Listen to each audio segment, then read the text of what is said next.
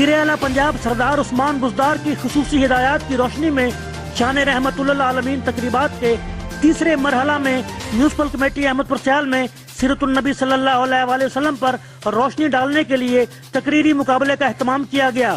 اس سلسلہ میں ایک پروقار تقریب زیر صدارت chief officer municipal committee Tariq Javed منعقد ہوئی۔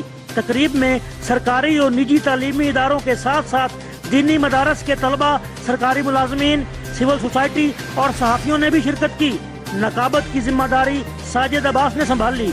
محتمم مدرسہ عربیہ شمسیہ فخر المدارس قاری سید محمود علی شاہ، خطیب مرکزی جامع مسجد جعفریہ مولانا جابر علی خان، پرنسپل جناب کالج سید غلام باس بخاری، عمران اسحاق اور اے ای او کاظم علی پر مشتمل 5 رکنی کمیٹی نے ججز کے فرائض سر انجام دیے۔ 18 طلبہ نے اس تقریری مقابلہ میں حصہ لیتے ہوئے سیرت النبی صلی اللہ علیہ وآلہ وسلم کے مختلف پہلوؤں کو اپنا موضوع سخن بنایا اور شعلہ بیانی کا مظاہرہ کیا۔ سرمایہ حیات ہے سیرت رسول کی، فلاح کائنات ہے سیرت رسول کی۔ میں یہ سوچ رہا ہوں کہ ایک ذرائع ناچیز کی کیا حیثیت کہ وہ رحمت عالم، ساقی کوثر، نور مجسم، محبوب خدا کی مداح سرائی کا حق ادا کر سکے۔ شافی محشر محمد مصطفیٰ احمد مصطفیٰ صلی اللہ علیہ وسلم کی سیرت مبارکہ کا آغاز بھی عجیب اور اختتام بھی عجیب۔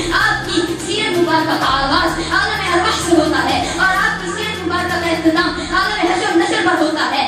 نتائج کے مطابق مدثر حنیف نے پہلی، محمد زہیب نے دوسری اور ربط اکبر نے تیسری پوزیشن حاصل کر کے جناب کالج کا نام روشن کیا۔ اس موقع پر خطاب کرتے ہوئے chief officer municipal committee Tariq Javed نے کہا کہ جگر گوشہ حضرت آمنہ سلام اللہ علیہا کی عالم قدس سے عالم امکان میں تشریف آوری کے ساتھ ہی دنیا میں انقلاب برپا ہو گیا۔ انہوں نے کہا کہ نبی کریم صلی اللہ علیہ وآلہ وسلم کے